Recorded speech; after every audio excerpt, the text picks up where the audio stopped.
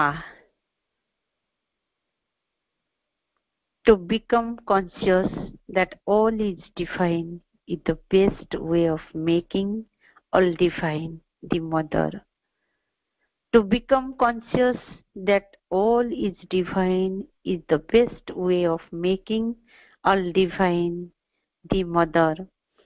ସବୁ କିଛି ଯେ ଦିବ୍ୟ ଏ ସମ୍ପର୍କରେ ସଚେତ ହୋଇ ଉଠିବା ହିଁ ସବୁ କିଛିକୁ ଦିବ୍ୟତ୍ୱରେ ପରିଣତ କରିବାର ସର୍ବୋତ୍ତମ ଉପାୟ।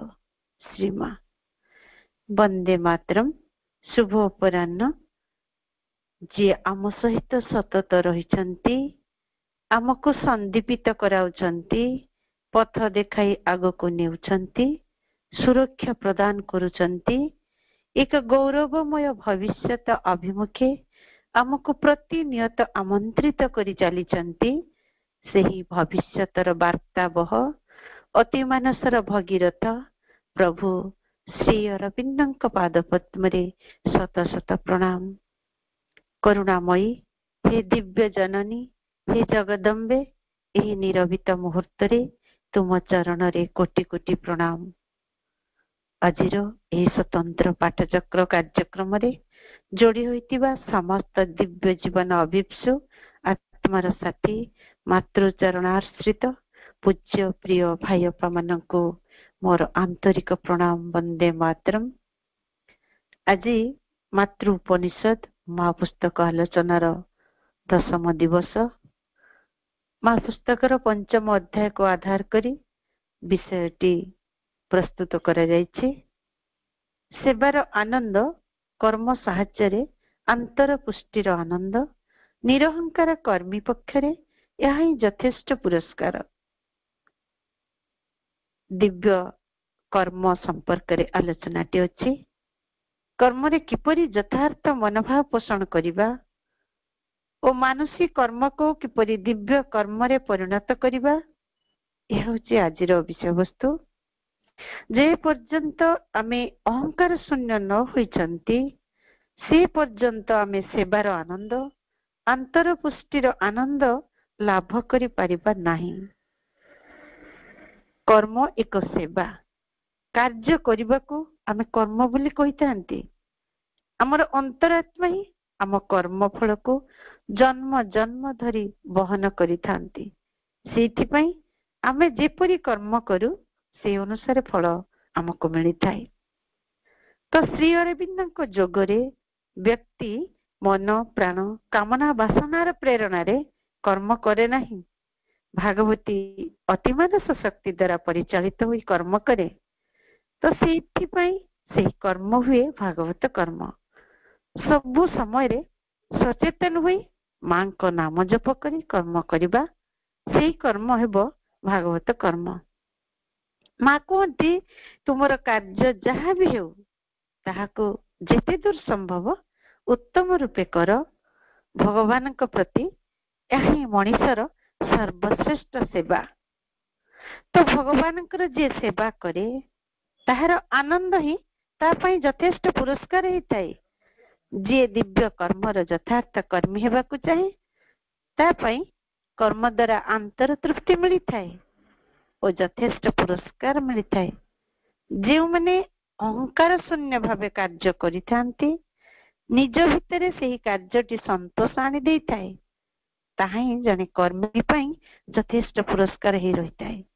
ତ ଯେଉଁମାନେ ପଦ ପଦବୀର ଆଶା ରଖିନଥାନ୍ତି, ସେହି ମାନଙ୍କ ପାଇଁ ସେବା ହିଁ ଯଥେଷ୍ଟ ପୁରସ୍କାର ହେଇଥାଏ। ତ ବଣମଲ୍ଲୀ ବଣରେ ଫୁଟି ଝଡ଼ିଗଲେ ବି ତାର ବାସ୍ନାଟି ବାତାବରଣକୁ ଶୁଦ୍ଧ ପବିତ୍ରତାରେ ଭରି ଦେଇଥାଏ।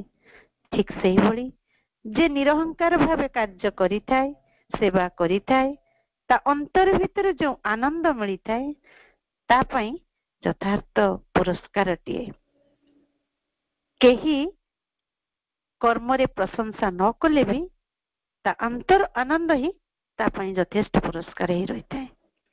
ତାହେଲେ ଆସନ୍ତୁ ଆଜି ଯେଉଁ ବିଷୟଟି ରହିଛି, ସେବାର ଆନନ୍ଦ, କର୍ମ ସାହାଯ୍ୟରେ ଆନ୍ତର ପୁଷ୍ଟିର ଆନନ୍ଦ, ନିରହଙ୍କାର କର୍ମୀ ପକ୍ଷରେ ଏହା ହିଁ ଯଥେଷ୍ଟ ପୁରସ୍କାର। ଉକ୍ତ ପ୍ରସଙ୍ଗଟିକୁ ନେଇ ଭୁବନେଶ୍ୱରରୁ ଆମ ସହିତ जोड़ी होती पूजा रेणुबाला सामंतराय अपा को अनुरोध अपा आलोचना आरंभ करंतु। प्रणाम अपा माँ।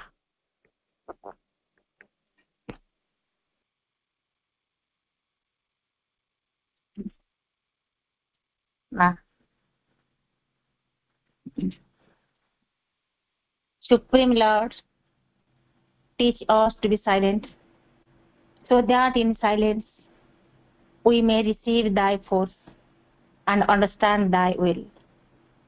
परम प्रभु नीरव हेबा लगी आमको शिक्षा दियो, जहा द्वारा नीरवतारे आमे तुमर शक्ति ग्रहण करि पारिबु एवं तुम इच्छा को बुझी पारिबु।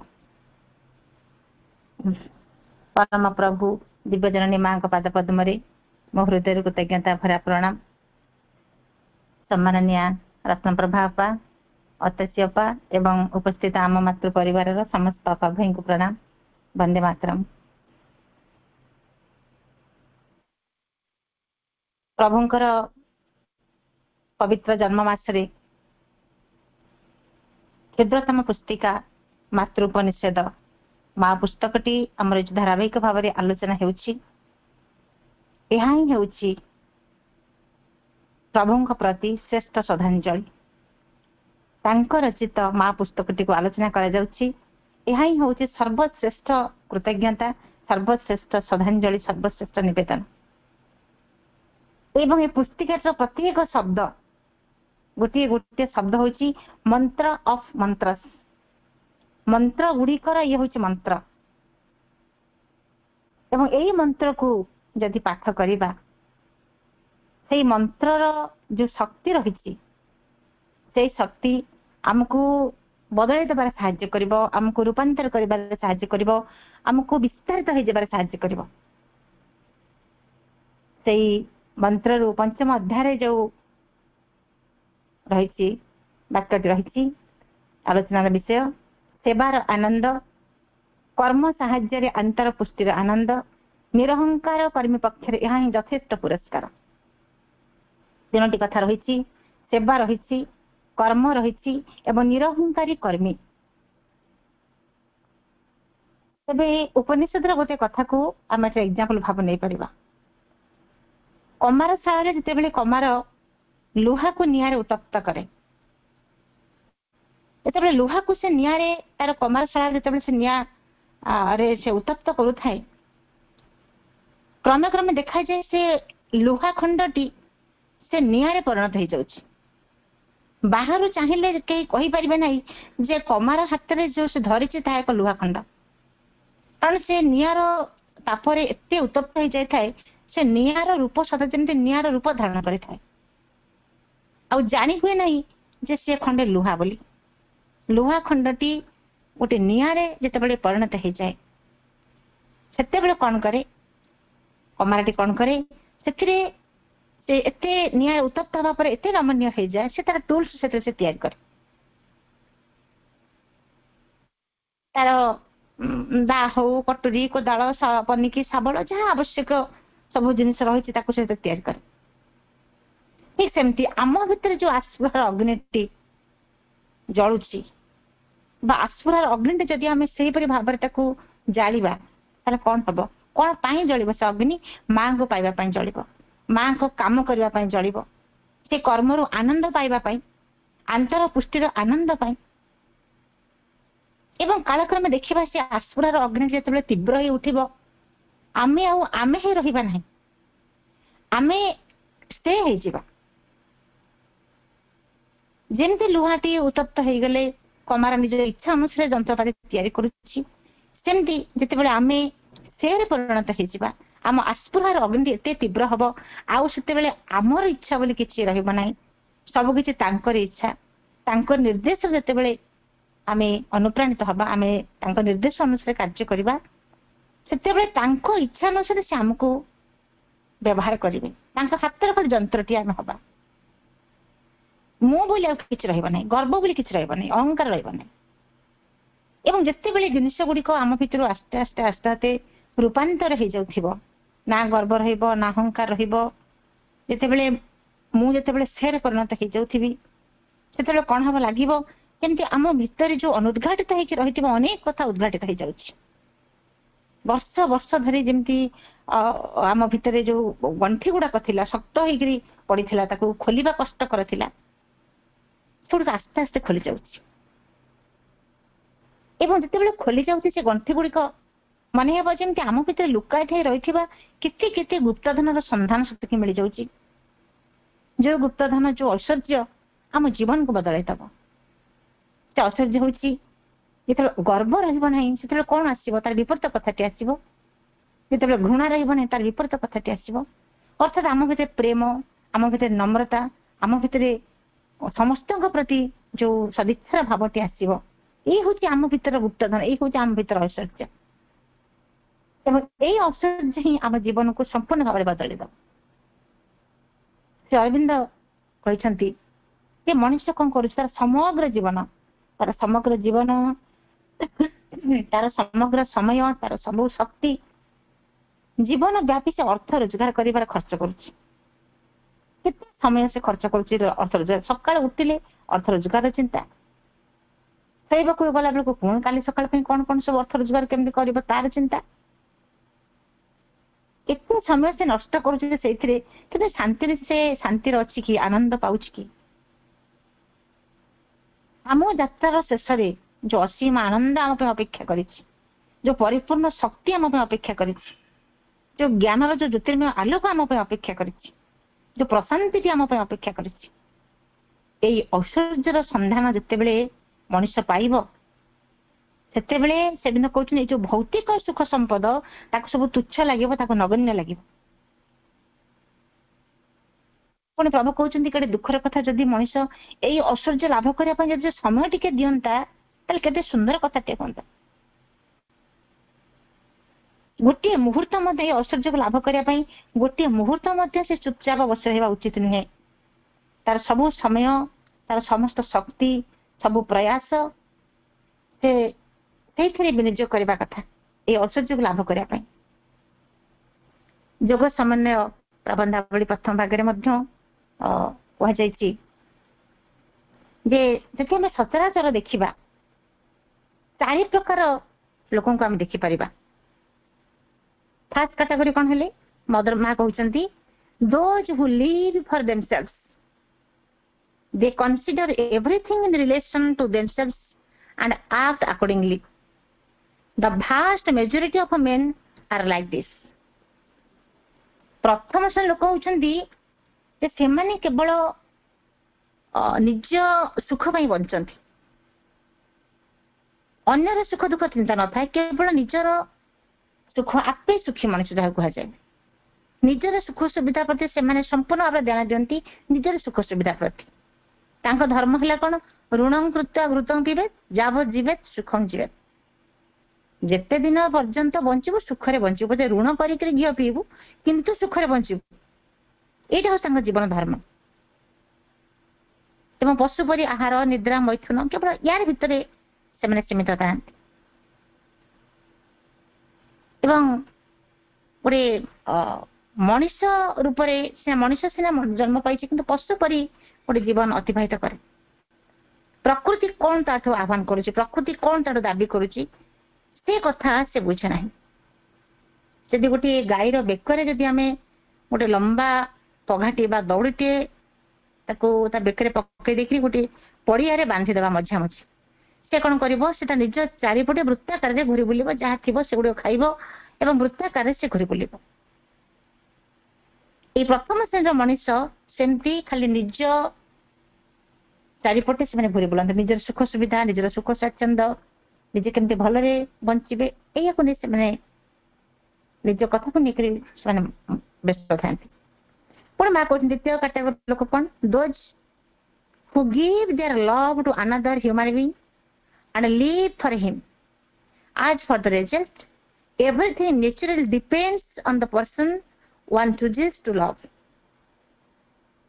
ଦ୍ୱିତୀୟ ପ୍ରକାର ବ୍ୟକ୍ତି କଣ କରନ୍ତି ନା, ଅନ୍ୟକୁ ଭଲ ପାଆନ୍ତି, ନିଜ ସୁଖ ଅପେକ୍ଷା ଅନ୍ୟର ସୁଖକୁ ସେମାନେ ବେଶୀ ଚାହାନ୍ତି, ଅନ୍ୟ ପାଇଁ ବଞ୍ଚନ୍ତି ଏବଂ କର୍ମ କରିବାରେ ସେମାନେ ଗୋଟେ ମାନେ ନିଜକୁ ଯେମିତି କର୍ମ କରିବା ପାଇଁ ଉତ୍ସର୍ଗ କରିଦେଇଥାନ୍ତି ଏବଂ ସେମାନଙ୍କ ଜୀବନର ସୁଖ ଦୁଃଖ ଅନ୍ୟ ଉପରେ ନିର୍ଭର କରେ। ଅର୍ଥାତ୍ ଅନ୍ୟମାନେ ଯଦି ସୁଖୀ ହୁଅନ୍ତି ସେମାନେ ସୁଖୀ ହୁଅନ୍ତି, ଅନ୍ୟମାନେ ଯଦି ଦୁଃଖ ରହନ୍ତି ସେମାନେ ମଧ୍ୟ ଦୁଃଖୀ ହୁଅନ୍ତି। ଇଏ ହେଲା ଦ୍ୱିତୀୟ କାଟାଗୋରୀ ଲୋକ। ଥାର୍ଡ କାଟାଗୋରୀ ମା କହୁଛନ୍ତି those who consecrate their life to the service of humanity through some activity done not for personal satisfaction but truly to be useful to others without calculation and without expecting any personal gain from their work। ତୃତୀୟ ପ୍ରକାର ବ୍ୟକ୍ତି କଣ କରନ୍ତି ନା ନିଜ କର୍ମଫଳ ପାଇଁ ନିଜ ସୁଖ ପାଇଁ ଆଶା ନ କରି ସେମାନେ କଣ କରନ୍ତି ନା ସମାଜର କଲ୍ୟାଣ ପାଇଁ ନିଜକୁ ଉତ୍ସର୍ଗ କରନ୍ତି। ଆଗ୍ରହର ସହିତ ସେମାନେ ସମାଜ ପାଇଁ କାମ କରନ୍ତି। ନିଜ ସ୍ୱାର୍ଥ ଅପେକ୍ଷା ସେମାନେ ଅନ୍ୟର ସ୍ୱାର୍ଥକୁ ଦେଖନ୍ତି। ନିଜ ଖାଇବା ଅପେକ୍ଷା ଅନ୍ୟକୁ ଖୁଆଇବାରେ ସେମାନେ ଆନନ୍ଦ ପାଆନ୍ତି। ତାଙ୍କର କାର୍ଯ୍ୟ ହେଉଛି କଣ? ବହୁଜନ ହିତାୟ ବହୁଜନ ସୁଖାୟ। ଏବଂ ଏ ପ୍ରକାର ବ୍ୟକ୍ତି ମାନେ କଣ କହନ୍ତି? ସର୍ବେ ଭବନ୍ତୁ ସୁଖିନଃ ସର୍ବେ ସନ୍ତୁ ନିରାମୟା ସର୍ବେ ଭଦ୍ରାଣୀ ପଶ୍ୟନ୍ତୁ ମା କଶ୍ଚିତ୍ ଦୁଃଖ ଭବେତ୍। ଏବଂ ଏମିତି ଜଣେ ନୀତିବାନ ତ୍ୟାଗୀ ରାଜା ଥିଲେ ରାଜା ଶିବି, ଯେ କହୁଥିଲେ ମୁଁ ସ୍ୱର୍ଗ ମୁକ୍ତି ଆତ୍ମସୁଖ ରାଜ୍ୟ ଏ ପାଇଁ ମୁଁ ପ୍ରାର୍ଥନା କରୁନି, ମୁଁ କେବଳ ଚାହୁଁଛି ଯେ ଦୁଃଖୀ ଲୋକଙ୍କର ଦୁଃଖ ଦୂର ହଉ। ଯେମିତି ସନ୍ଥ କବି ଭାଇ କହିଥିଲେ, ପ୍ରାଣୀଙ୍କ ଆରତ ଦୁଃଖ ଅପ୍ରମିତ ଦେଖୁ ଦେଖୁ କେବା ସହୁ ମୋ ଜୀବନ ପଛେ ନର୍କେ ପଡିଥାଉ ଜଗତ ଉଦ୍ଧାର ହଉ। ଏମାନେ ନିଜ ସୁଖ ସ୍ୱାଚ୍ଛନ୍ଦ୍ୟ ପ୍ରତି ଆଦୌ ଦୃଷ୍ଟି ଦିଅନ୍ତି ନାହିଁ, କେବଳ ସମାଜର କଲ୍ୟାଣ ପାଇଁ ସମାଜର ବ୍ୟକ୍ତିଙ୍କର ସୁଖ ସ୍ୱାଚ୍ଛନ୍ଦ୍ୟ ପାଇଁ ସେମାନେ ନିଜକୁ ଉତ୍ସର୍ଗ କରିଥାନ୍ତି। ଏବଂ ଚତୁର୍ଥ ଶ୍ରେଣୀ ଲୋକ କାଟାଗୋରୀ ହଉଛନ୍ତି କଣ? those who give themselves entirely to the divine and live only for him and through him. This implies making the effort required to find the divine, to be conscious of his will and to work exclusively to serve him। ଚତୁର୍ଥ ଶ୍ରେଣୀର ବ୍ୟକ୍ତିମାନେ କେବଳ ଈଶ୍ୱରଙ୍କ ପାଇଁ ବଞ୍ଚନ୍ତି, ପୂର୍ଣ୍ଣ ସମର୍ପିତ। ତାଙ୍କ ପାଖରେ ପ୍ରଭୁଙ୍କ ପାଖରେ ସେମାନେ ପୂର୍ଣ୍ଣ ସମର୍ପିତ, ଗୋଟେ ଉତ୍ସର୍ଗୀକୃତ ଜୀବନ କେବଳ ଭଗବାନ ପାଇଁ।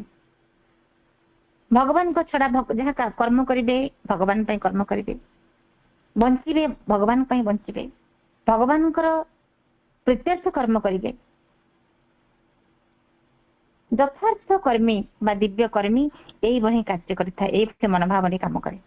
ଆମେ ଯଦି ଦେଖିବା ଫାର୍ଷ୍ଟ କାଟାଗୋରୀ ଲୋକ ଏ ସମାଜରେ ବହୁତ ଅଛନ୍ତି।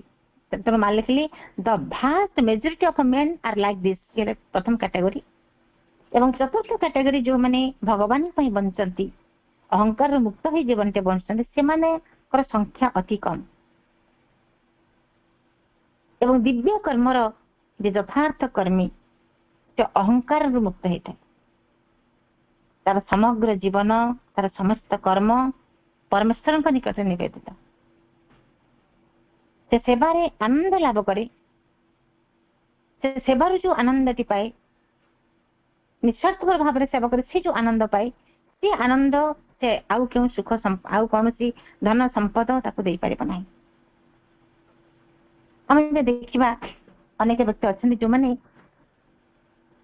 ଧରନ୍ତୁ ଜଣେ କିଛି ରାସ୍ତାରେ ଶୋଇଥିବା କିଛି ଭିକ୍ଷୁକଙ୍କୁ, ଶୀତ ଦିନ କିଛି ଭିକ୍ଷୁକ ରାସ୍ତାରେ ଶୋଇଛନ୍ତି, ତାଙ୍କୁ କିଛି ସେ ଦାନ କରିବାକୁ ଚାହୁଁଛି। ଏବଂ ସେ କଣ କରେ? ବ୍ୟକ୍ତିଟିଏ ଯଥାର୍ଥ କର୍ମୀ, ଯେ ପ୍ରଶଂସା ଚାହେଁ ନାହିଁ, ସେ କଣ କରେ? ରାସ୍ତାରେ ଶୋଇଥିବା ସେ ଭିକ୍ଷୁକ ନିଦ ଯେତେବେଳେ ଶୋଇଥାନ୍ତି, ସେ ଯାଇ କଣ କରେ? କମ୍ବଳ ଘୋଡେଇ ଦେଇ ସେଠୁ ଚାଲିଯାଏ।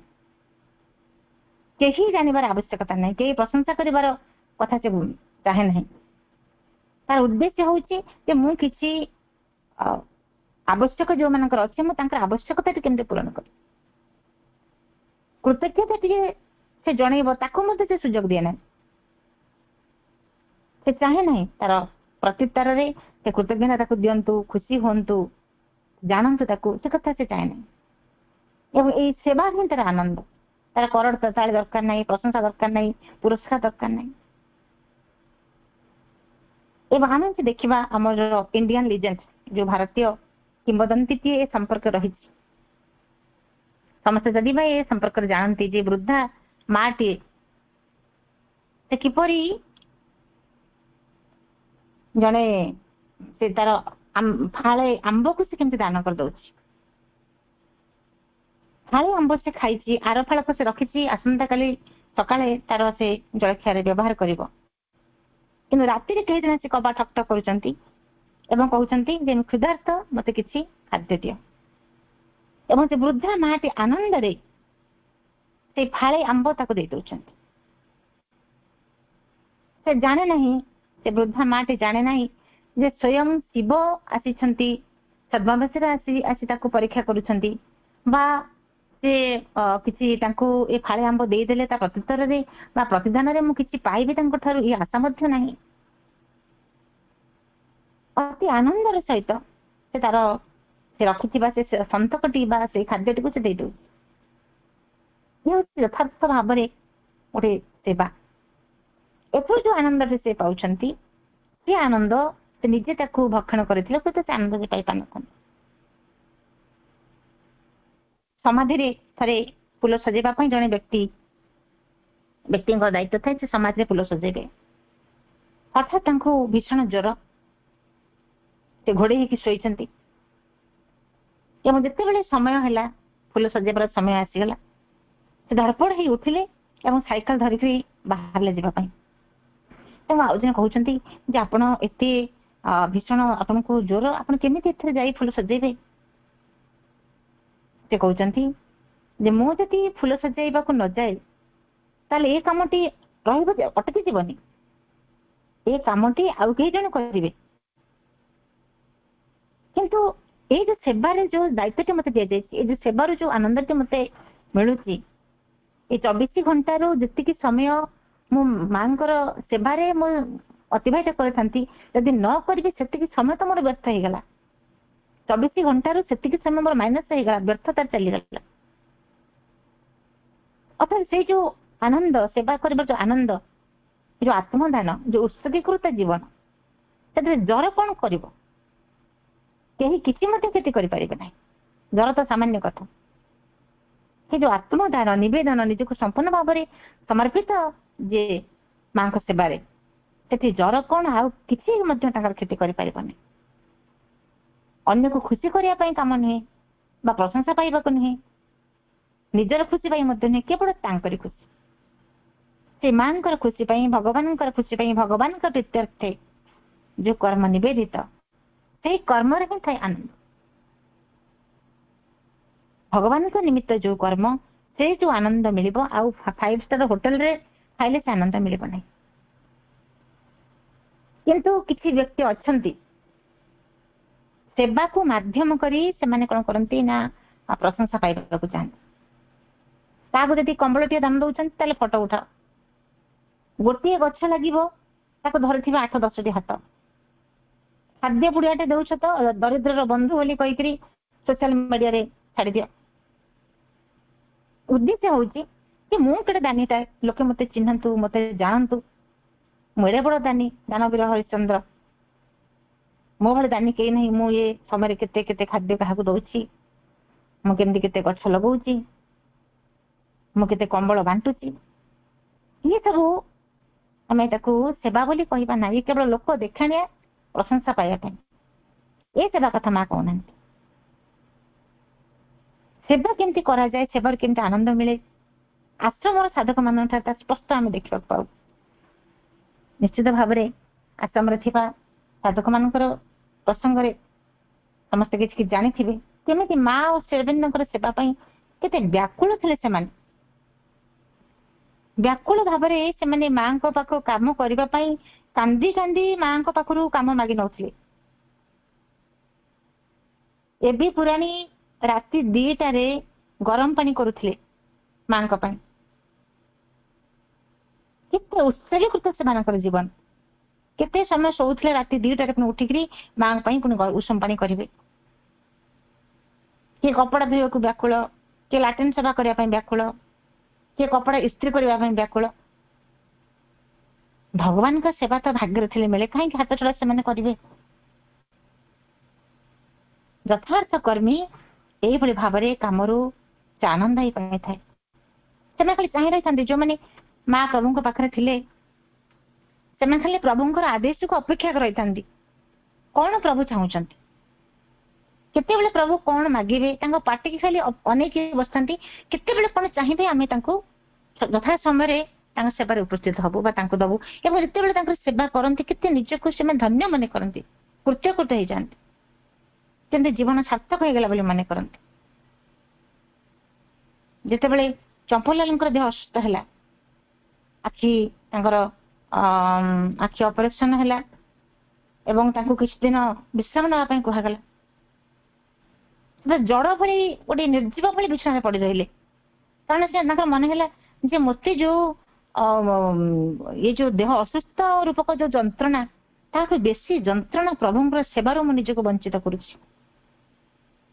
ପ୍ରଭୁଙ୍କ ସେବାରୁ ବଞ୍ଚିତ ହବା ତାଠୁ ବଳି ଯନ୍ତ୍ରଣା, ଏ ଆଖିର ଯନ୍ତ୍ରଣା କିଛି ନୁହେଁ। କେତେ ସେମାନେ ଉତ୍ସକୃତ, ଯୋଉମାନେ ଏମିତି ମନୋଭାବ ନେଇକରି କାମ କରନ୍ତି, ସେବାର ଯୋଉ ଆନନ୍ଦଟିଏ ପାଆନ୍ତି, ସେ ଆନନ୍ଦ ହିଁ ତାଙ୍କର ଶ୍ରେଷ୍ଠ ପୁରସ୍କାର। କୌଣସି କରତାଳି ପେପରରେ ବାହାରିବା ବା ଉଚ୍ଚ ପ୍ରଶଂସା ଏସବୁର କୌଣସି ଆବଶ୍ୟକତା ସେମାନେ ମନେ କରନ୍ତି। ପୁଣି ମା କହୁଛନ୍ତି କର୍ମ ସାହାଯ୍ୟରେ ଆନ୍ତର ପୁଷ୍ଟିର ଆନନ୍ଦ। ଖାଦ୍ୟ ଯେମିତି ଆମର ଶରୀରକୁ ଯେମିତି ପୁଷ୍ଟି ଯୋଗାଏ, ଯଥାର୍ଥ କର୍ମ ସେମିତି କଣ କରେ, ଆମର ଅନ୍ତରକୁ ସେମିତି ଆମ ଅନ୍ତରର ପୁଷ୍ଟି ସାଧନ କରିଥାଏ। କର୍ମ କେମିତି ପୂର୍ଣ୍ଣତା ଆଣିଦିଏ, କର୍ମ କେମିତି ଆନନ୍ଦ ଆଣିଦିଏ, ତାର ଏକ ସୁନ୍ଦର ଉଦାହରଣ। ଥରେ ଗ୍ରୀସ ଦେଶର ପାହାଡ ଉପରେ ଜଣେ ଦେବୀଙ୍କର ମୂର୍ତ୍ତିକୁ ସେ ପାହାଡ ଉପରେ ସ୍ଥାପନ କରାଯିବ। କର୍ମ କିପରି ଭାବରେ, କେମିତି କର୍ମଟି ଭଗବାନଙ୍କ ପାଖରେ ନିବେଦିତ କର୍ମ ଦ୍ୱାରା କେମିତି ଅନ୍ତର ପୁଷ୍ଟି ସାଧନ ହଉଛି, କେମିତି ଯେତେବେଳେ ଆନନ୍ଦ ମିଳୁଛି। ସେ ଦେବୀଙ୍କର ମୂର୍ତ୍ତି ଯେତେବେଳେ ସେ ଶିଳ୍ପୀ ତିଆରି କରୁଥିଲେ, ସେ ସୁନ୍ଦର ଭାବରେ ତିଆରି କରୁଥାନ୍ତି ଏବଂ ସେ ମୂର୍ତ୍ତି ଯୋଉଠି ସ୍ଥାପନ କରାଯିବ, ପାହାଡର ଅଗ୍ରଭାଗରେ ଯେଉଁଠି ସ୍ଥାପନ କରାଯିବ, ସେ ପାହାଡର ଶୀର୍ଷରେ ବା ମୂର୍ତ୍ତିଙ୍କର ପଶ୍ଚାତରେ ଯୋଉ ପଶ୍ଚାତ ଭାଗରେ ସମ୍ପୂର୍ଣ୍ଣ ଭାବରେ ତୀଖ, ସେପଟକୁ କୌଣସି ଲୋକ ଯିବାର ପ୍ରଶ୍ନ ହିଁ ଉଠୁନାହିଁ, କିମ୍ବା ସେ ପାହାଡର ସେଇ ତାର ସେପଟକୁ ମଧ୍ୟ ଦୂର ଦୂର ପର୍ଯ୍ୟନ୍ତ କୌଣସି ଜନବସତି ବି ନାହିଁ, ଘନ ଜଙ୍ଗଲ। ତେଣୁ ଯିଏ ମୂର୍ତ୍ତିକୁ ଦେଖିବେ ସାମ୍ନା ପଟରୁ ଦେଖିବେ, ପଶ୍ଚାତ ଭାଗକୁ ଯାଇପାରିବେ ନାହିଁ।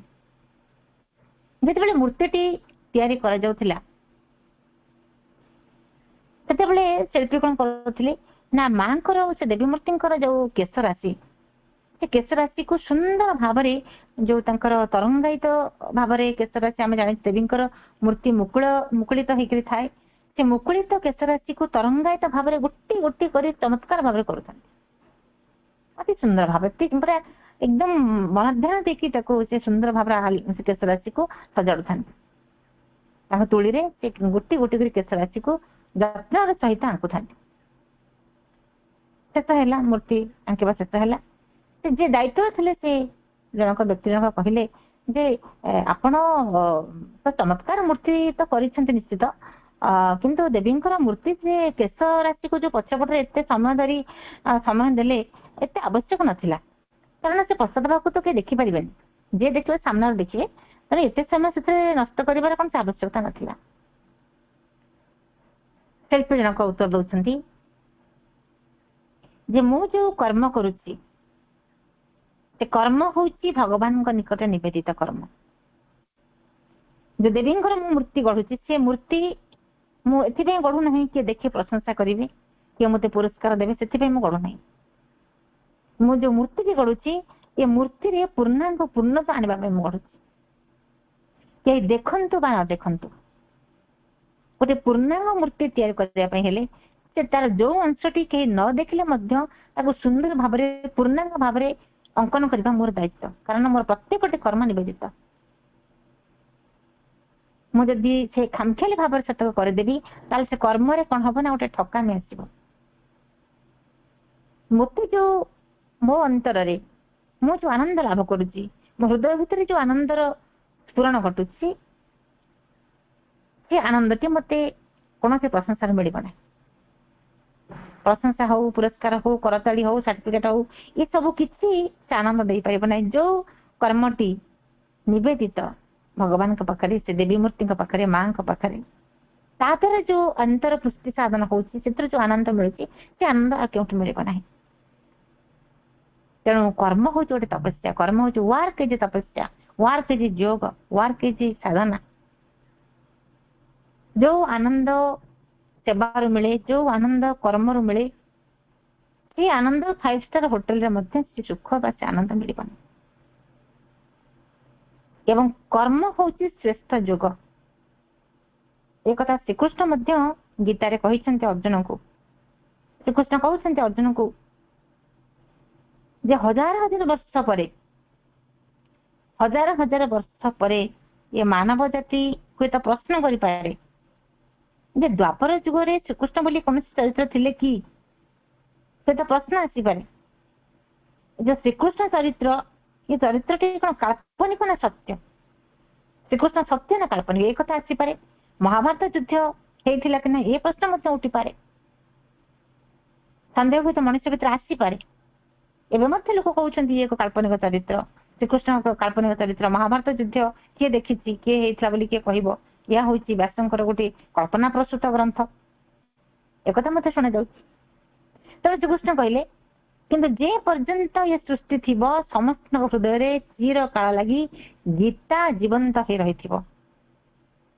जो गीतारे कर्म योग को प्राधान्य दे जाइए, जो गीता मनुष्यर जीवन को गोटे परिचालित कर साहाय्य कर, श्रेष्ठ साधना श्रेष्ठ सहायक भाव में जो कर्मयोग आमको साहाय्य कर। तेणु कर्म द्वारा मनुष्यर अंतर्पुष्टि जो हुए, से जो आनंद पाए, सतकी लगे जमी सी आनंदर महासागर में स्नान कर। परंतु जड़े राइटर गोटे किसी पुस्तक पुरस्कृत हेले, जब कौन से पुस्तक से पुरस्कृत हमें से भावती कि जे नाई मु तो जहाँ मत गोटे पुरस्कार मिलगला, मो लेखाटा मुझे बंद करदेवी, से कथा से करते नहीं। से कौन करती आहरी लिखती, आहरी लिखती, पुरस्कार लाभ आशा नुहे, लिखा द्वारा जो नूतन सृष्टि से करुँच, सृष्टिर आनंद पाई अटकी गले। माँ कहते जदि तुम अटकी गल से बुढ़ा हो खर्ब हो। धरत आप गीतटे लिखिले, कविताटे लिखिले, माँ प्रार्थनाटे लिखिले, हे अटकी जी कि आहरी लिखे। एथपाई लिखे से जो कविताटी, गीतटी, प्रार्थनाटी आप लिखिले, से जो आनंदटी आसूची, निज को निजे गोटे सृष्टि कर जो आनंद, माँ लिखि जो आनंद, से आनंद आप लिखे, प्रशंसा नुहे। अर्थात निरंतर माँ कहते निरंतर अग्रगति आम मनुष्य भीतर लगी रही, कर्म माध्यम निरंतर अग्रगति लगी, अग्रगति आनंद। That is what feels you with joy. सेटा ही आपण को कौन करुच्ची, आनंद को तुम भितर आनंद रे पूर्ण हो रही। That is what feels you with joy. कहीं आश्रम को आसी कहती, माँ को कहती I have worked hard in my life, now I want to rest, will you please give me a place in the ashram. मुझे कष्ट कर मो जीवन सारा बहुत कष्ट करी, बहुत कम करी, मुझे आश्रम रही विश्राम नाक चाहूँ। जमी आश्रम हूँ गोटे विश्राम स्थान, एटी गोटे विश्राम नेबी। माँ कहते not here, this is not a place for rest because you have worked hard. This is a place for working even harder than before. ये स्थानटी विश्राम करने स्थान नुहे। जदि तुम्हें कहते तुम बहुत किसी कष्टकर कार्य तुम जीवन में कर, तुम्हें जिते आसी पहुंचुच ये आहरी बेसी कष्टकर काम, हार्डर देन बिफोर। तुम्हें पूर्वर जो कष्टकर काम कर आहरी कष्टकर काम, ये केमती काम तुम्हें कर। तेणु आम जीवन टी हूँ गोटे कर्म जोगर जीवन बंचा दरकार। से कर्म से कर्म प्रत्येक कर्म जहाँ आम कर्म करुँ निज नुहे, निज सुख नुहे, अन्यर खुशी नुहे, प्रशंसा पाइबा नुहे, जहाँ आम कर्म करुँ भगवान कर्म करुँ। शिक्षक जिते श्रेणी गृह को जाए यथार्थ मनोभाव नहीं, ଶିକ୍ଷକଟିଏ ଯଥାର୍ଥ ମନୋଭାବ ନେଇକି ଯିବା ଉଚିତ, ଯଥାର୍ଥ କର୍ମୀଟିଏ ହେବା ଉଚିତ। ଯେତେବେଳେ ସେ ଶିକ୍ଷକଟିଏ ତାର ଶ୍ରେଣୀଗୃହକୁ ଯାଏ, ତା ସାମ୍ନାରେ ଯୋଉ ଛାତ୍ରଛାତ୍ରୀ ମାନଙ୍କୁ ସେ ଦେଖେ, ସେତେବେଳେ ସେ ଭାବିବ ନାହିଁ ମୁଁ ଗୋଟିଏ ମାଷ୍ଟର, ମୋ ପାଖରେ ମୋ ପ୍ରଭୁତ୍ୱ ଜ୍ଞାନର ଅଧିକାରୀ, ମୁଁ ସେମାନଙ୍କୁ ଶାସନ କରିବା ପାଇଁ ଆସିଛି, ମୁଁ ସେମାନଙ୍କୁ ବହୁତ ଗୋଟେ ଜ୍ଞାନ ଜାଣିଛି, ମୁଁ ସେ ଜ୍ଞାନ ଗୁଡ଼ିକ ବାଣ୍ଟିବା ପାଇଁ ଆସିଛି। ବରଂ ସେ ଭାବିବ ମୋ ସାମ୍ନାରେ ଯୋଉମାନେ ବସିଛନ୍ତି ସେମାନେ ସମସ୍ତେ ପ୍ରଗତିଶୀଳ ଆତ୍ମା, ମୁଁ ତାଙ୍କର କେବଳ ଗାଇଡଟିଏ ମାତ୍ର। ମୁଁ ଆସି କଣ କରିବି ନା ସେମାନଙ୍କୁ ପ୍ରଭୁଙ୍କ ସହିତ ଯୋଡ଼ିଦେବି। ଏବଂ ଯେତେବେଳେ ଜଣେ ତାର ଆଟିଟ୍ୟୁଡ ଚେଞ୍ଜ କରିଦେବ, ଯେତେବେଳେ ସେ ଗୋଟେ ମାଷ୍ଟରରୁ ଗାଇଡ ହେଇଯିବ,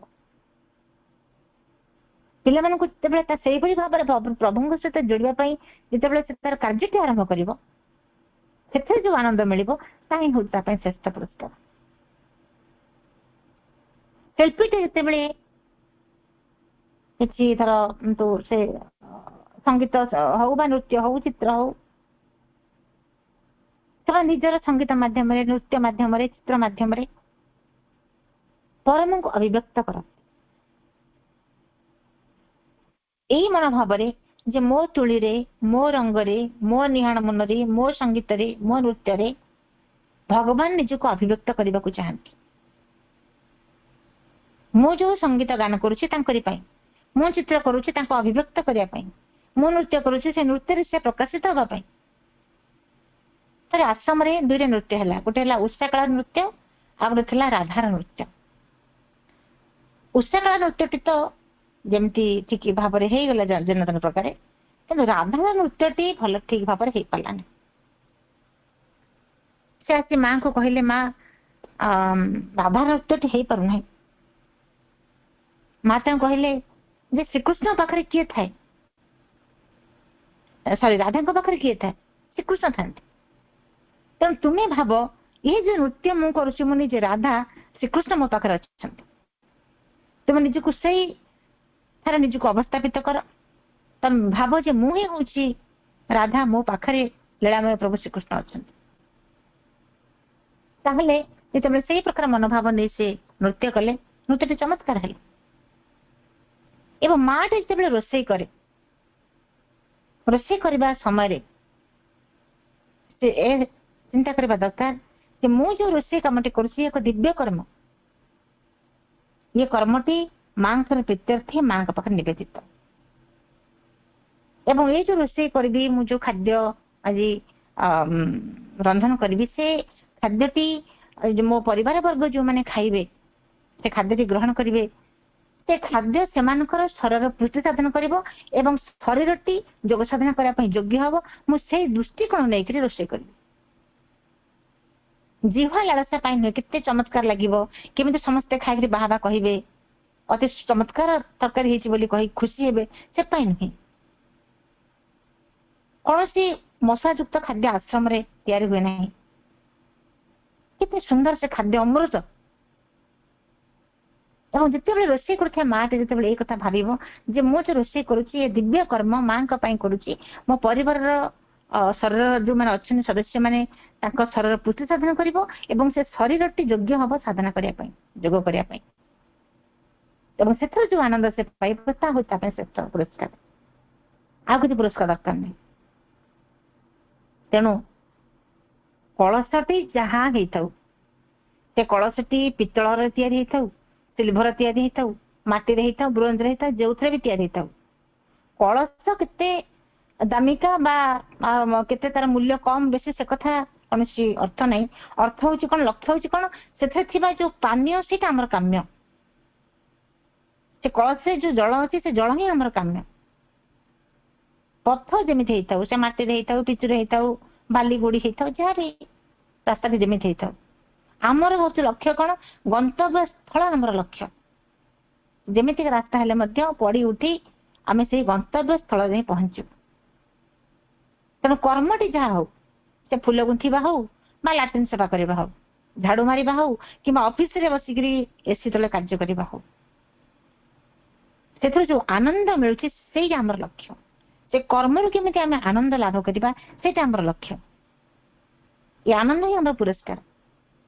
ଏଇ ଆନନ୍ଦ ହିଁ ହଉଛି ଆମ ପାଇଁ ମିନ୍ସ ଅଫ ପ୍ରୋଗ୍ରେସ ବା ଷ୍ଟେପିଂ ଷ୍ଟୋନ। ଅର୍ଜୁନଙ୍କୁ ଯେତେବେଳେ ଯୁଦ୍ଧ କରିବା ପାଇଁ ଆଦେଶ ଦିଆଗଲା, ସେଥିରେ ବିଜୟର ତ ପ୍ରତିଶ୍ରୁତି ଥିଲା, କିନ୍ତୁ ଯଦି ସମ୍ମୁଖରେ ନିଶ୍ଚିତ ପରାଜୟ ବି ଥାନ୍ତା ତଥାପି ସେ ଯୁଦ୍ଧ କରିଥାନ୍ତେ। ଏଥିପାଇଁ କରିଥାନ୍ତେ ସେ ଯୁଦ୍ଧ କରିବାଟି ଇଚ୍ଛା ଥିଲା କାହାର? ଭଗବାନଙ୍କର। ଦିବ୍ୟ କର୍ମୀର ଏଇଟା ହଉଛି ପ୍ରଥମ ଲକ୍ଷଣ ଯେ ସେ ଭଗବାନଙ୍କର ଇଚ୍ଛା ଅନୁସାରେ କାର୍ଯ୍ୟ କରିବ, ନିଜ ଇଚ୍ଛାରେ ନୁହେଁ।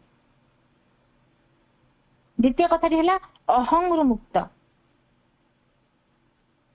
ଅହଂଟି କେତେ ଛଦ୍ମ ଭାବରେ ଆମ ପାଖକୁ ଆସୁଛି। ଜଣେ କଣ କହିବ, ଯେତେ ବଡ ତା ଭିତରେ ସେ ଜ୍ଞାନୀ ବୋଲିକିରି ବାହାରେ ପରିଚିତ ହେଲେ ମଧ୍ୟ ସମସ୍ତେ ଯଦି ବା କହୁଥିବେ ତୁମେ ଜଣେ ଜ୍ଞାନୀ ବ୍ୟକ୍ତି, ତଥାପି ସେ କଣ କହିବ? ଆଇ ଆମ୍ ନଟ୍ ଏ ଭକ୍ତ, ଆଇ ଆମ୍ ନଟ୍ ଏ ଜ୍ଞାନୀ, I am not a worker for the Lord. What am I then? A tool in the hands of my master, a flute blown upon by the divine hard boy, a leaf driven by the breath of the Lord. ମୁଁ ଭକ୍ତ ନୁହେଁ, ମୁଁ ଜ୍ଞାନୀ ନୁହେଁ, କିମ୍ବା ଭଗବାନଙ୍କର କର୍ମୀ ମଧ୍ୟ ନୁହେଁ। ମୁଁ ତାହେଲେ କଣ ନା, ମୁଁ ହଉଛି ତାଙ୍କ ହାତର ଗୋଟେ ଯନ୍ତ୍ର। ମୁଁ ହଉଛି ତାଙ୍କ ହାତରେ ଗୋଟିଏ ଯନ୍ତ୍ର ଏବଂ ବା ତାଙ୍କ ନିଶ୍ୱାସରେ, ତାଙ୍କରି ନିଶ୍ୱାସରେ ଉଡି ଯାଉଥିବା ଶୁଖିଲା ପତ୍ରଟିଏ।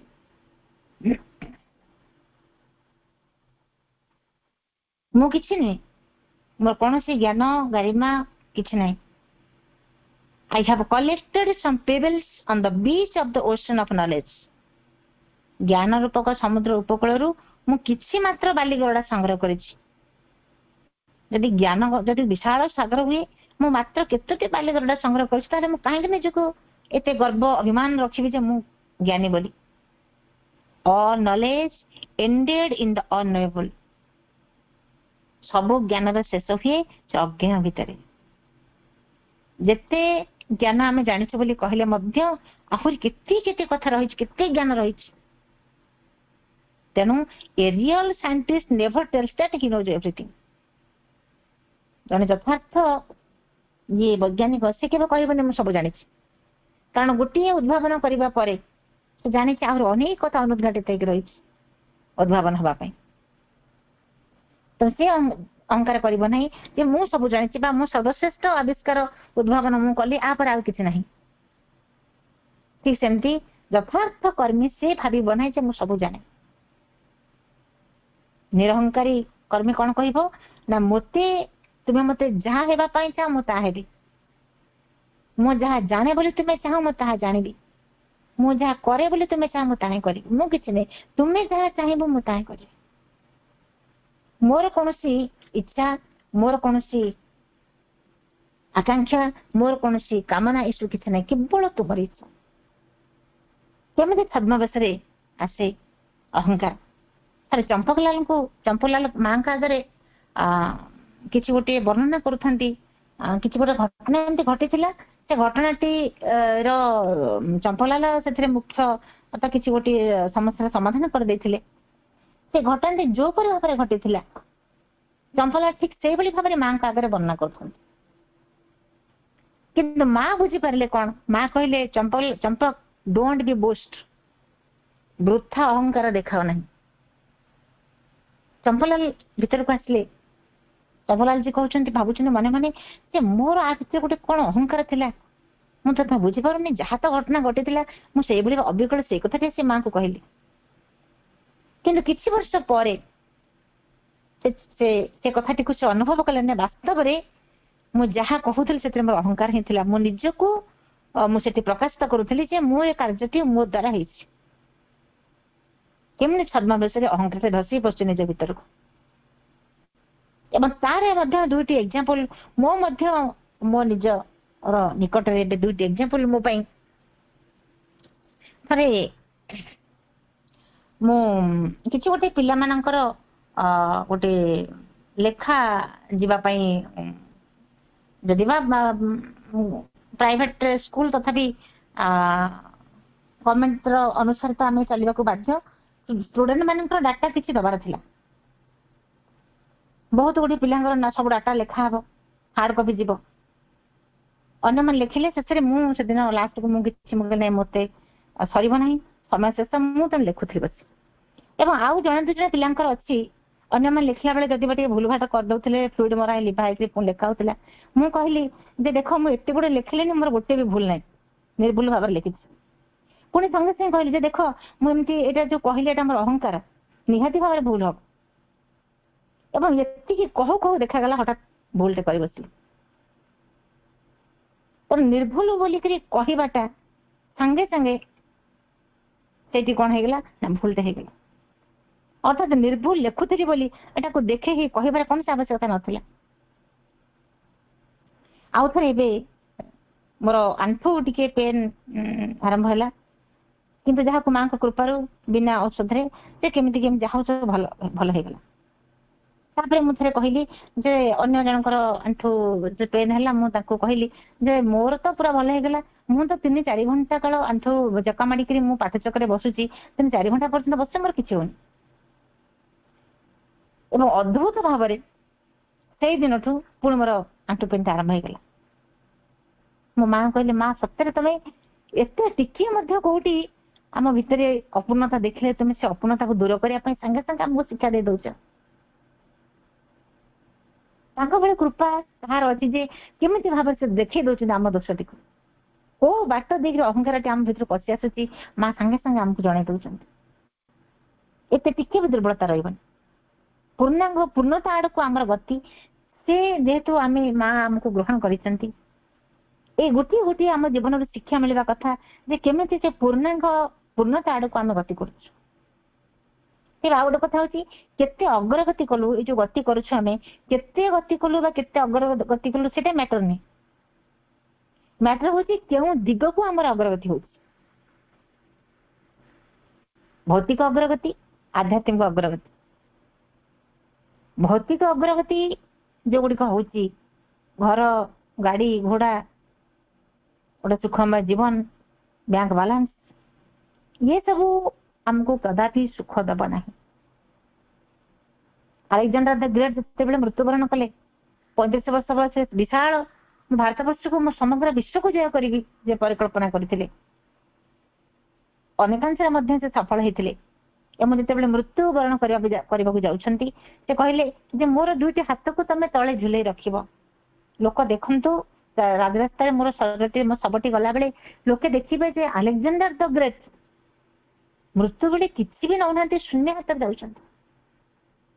ତେଣୁ ଭୌତିକ ଅଗ୍ରଗତି ଆମକୁ ସୁଖ ଦେଇପାରିବ ନାହିଁ। ଦ୍ୱିତୀୟରେ ହଉଛି ଆଧ୍ୟାତ୍ମିକ ଅଗ୍ରଗତି, ଯାହା ଆମକୁ ଶାଶ୍ୱତ ଆନନ୍ଦ ଆଡକୁ ନେଇଯାଉଛି। ଯେ ଆମ ପାଇଁ ଏକ୍ସାମ୍ପଲ ହଉଛନ୍ତି ଗୌତମ ବୁଦ୍ଧ। ରାଜ୍ୟ ତ୍ୟାଗ କଲେ, ରାଜ ସିଂହାସନ ତ୍ୟାଗ କଲେ, ସୁନ୍ଦରୀ ପତ୍ନୀ ତ୍ୟାଗ କଲେ, ପୁଅକୁ ତ୍ୟାଗ କଲେ ଏ ଶାଶ୍ୱତ ଆନନ୍ଦ ଲାଭ କରିବା ପାଇଁ।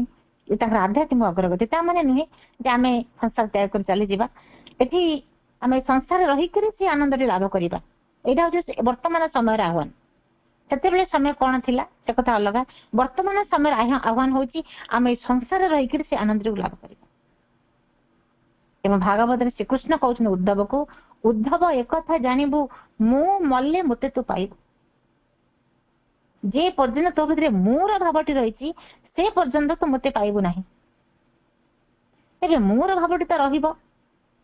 ମୁଁ ବା ମୁଁ କହିଲେ କର୍ତ୍ତା, ଏ କର୍ତ୍ତାର ଭାବଟି ଯଦି ନ ରହିବ ତାହେଲେ କ୍ରିୟାଟି ହବ କେମିତି? କ୍ରିୟାଟି ତ ସମ୍ପାଦନ ହେଇପାରିବ ନାହିଁ। ତେଣୁ କର୍ତ୍ତାଟି ରହିବ, କର୍ତ୍ତା ନ ରହିଲେ କ୍ରିୟା ହେଇପାରିବ ନାହିଁ।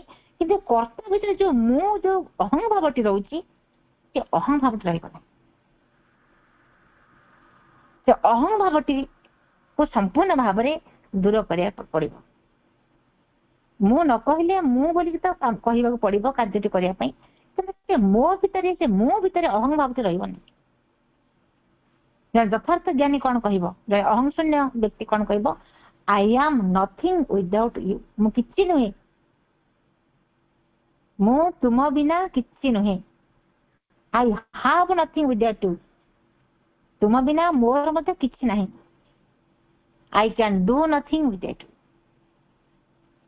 ମୁଁ କିଛି ମଧ୍ୟ କରିପାରିବି ନାହିଁ, ତୁମ ବିନା ମୁଁ କିଛି ମଧ୍ୟ କରିପାରିବି ନାହିଁ।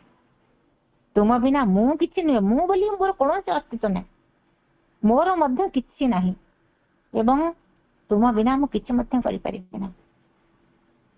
मु पूर्ण, मु संपूर्ण भाव शून्य एवं पूर्ण केतेबेले हेबी तार अपोजिट कथाटी घटिले I am everything with you, I have everything with you, I can do everything with you. तेणु सेवार जो आनंदटी मिले, कर्मर जो आनंद मिले, अहंशून्य व्यक्ति केवल से आनंदटी पाए एवं अहंशून्य हेले ही जो आनंद मिले ताहा ही होची ता पई सर्वश्रेष्ठ पुरस्कार। एमरे सुंदर कथाटी रही से दिनकर निजको संपूर्ण भाव में देई देबा ही निजको संपूर्ण भाव में फेरी पाइबार बात। चमत्कार बाणीटी निजको संपूर्ण भाव में देई देबा अर्थात निजको संपूर्ण भाव में फेरी पाइबा आर गभीरताटी को आमे जिबा। अर्थात आमे निजको एपर्यंत आमे जानि नाहु, निजको एपर्यंत निज पाखक आमे फेरी पाइ नाहु। आमे बाह्य कोलाहल भितर बंचिछु, आमे आउटर लाइफ निकरी बंचिछु, आमे निज भितरे आमे नाहु। तेणु जितेबेले आमे निजको तांको पाखरे देई दबा, अहंशून्य जितेबेले हेइचिबा तांको पाख निजको संपूर्ण भाव में देई दबा, सेतेबेले आमे जानिबा प्रकृत रे ये जीवनटी कोन, मते काहेकि दिया जायछि, मु काहेकि आसीछि, को भली कर्म मते करिबा आवश्यक। सेतेबेले से जानि परिबो एवं निजको संपूर्ण भाव में फेरी पाइबार एटा होछि सर्वोत्तम बाट। एवं यही जो आनंदर उच्च परमा जननी जे आमर परमा जननी परम प्रभु जे आनंदर उच्च आमे तांकरी पाखरु आसीछु, ताले निरानंद जीवन काई बंचिबु, आमे दुख भितर काई बंचिबु, अहंकार नेकरी काई बंचिबु। क्या खाली निज दृष्टिकोण टी बदलाई देबा दरकार, निज दृष्टिकोण बदलाई देबा, निजर आचरण टी को बदलाई देबा, निजर चिंता टी को बदलाई देबा। देखिए बड़े केते सुंदर ये पृथ्वी, केते सुंदर। जेमती सूर्य ठारू जदि आमे आलोक को दूर करा जाय पारिबो नै, जदि दूर करा जाय सूर्य सूर्य ही रहिबे ना। चंद्र ठारू शीतलता को अलगा करि हबो नाही, अलगा हेई गले से चंद्र चंद्र नहंती। फूल ठारू वासना को मध्य अलगा करा जाय पारिबो नै, जदि अलगा करा जाय तार वास्तव परिचय मध्य रहिबो नै। ठीक आमे से आनंद रु आसीछु, से आनंदर उच्च सेठु आमे आसीछु, आनंद रे बंचिया पे आसीछु। एवं आनंद रे बंचिया पई हेले ए जे निरहंकार हवा पड़िबो। अहंशून्य न हेले से ना सेबारु आनंद मिलिबो, ना यथार्थ कर्मटी करि परिबा।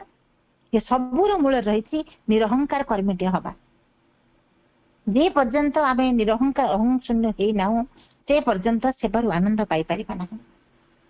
तबे केवल गोटे प्रार्थना रहिबो मां को पाखरे, जदि किछि हेई पारु नाही सचेतन भाव रे एतिकी केवल प्रार्थना करा जाय पारे, मां मु केमिति तुम हातर से जंत्रटी हेबी, मु केमिति अहंशून्य व्यक्तिटी हेबी। केवल एतिकी प्रार्थना कर निजको संपूर्ण भाव रे तांको हाथ निजको टेकी दबा, ताहले आमे यथार्थ कर्मटी हेई परिबा, अहंशून्य व्यक्तिटी हेई परिबा। एवं जो अहंशून्य व्यक्ति से जहाँ तार जीवन में जो कर्मटी करिबो से जो आनंद पाइबो ताई हो ता पे सर्वश्रेष्ठ आनंद। आ कोन से आनंद दरकार नहीं, कोन से प्रकार गोटे विराट मंच उपरे ताकू पुरस्कार दिया गले से आनंद पाई परिबो नहीं। विशाल गोटे धर्म्य बा गोटे विशाल प्रसाद भितर रहिले से आनंद से पाई परिबो नहीं। सोना गहना दामी दामिका पोशाक भितर से आनंद से खोजले पाई परिबो नहीं। केवल आनंद होची भगवान का सेवा, प्रत्येक कर्म जहाँ करूछु तांको पई एई भली भाव निरहंकार कर्मी ती हबा। ए प्रार्थना सहित आज आलोचनाटी को मां पाखरे समर्पण करुछि। समस्त प्रणाम। वंदे मातरम।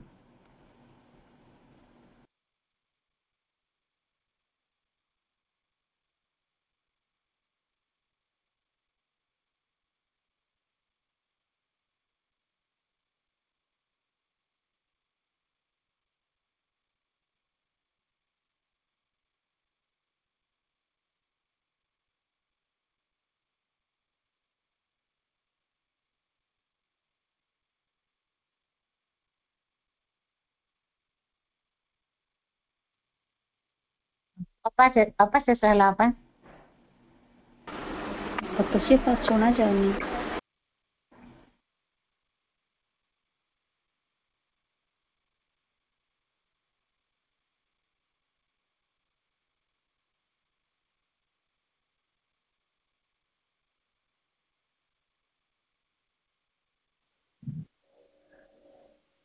ଅପାଙ୍କର ଏହି ଦିବ୍ୟ ଆଲୋଚନା ପାଖରେ ଉପନିଷଦର କାହାଣୀକୁ ନେଇ ଅପା ବିଷୟବସ୍ତୁଟିକୁ ସୁନ୍ଦର ସରଳ ଭାବେ ଆଲୋଚନା ରଖିଲେ।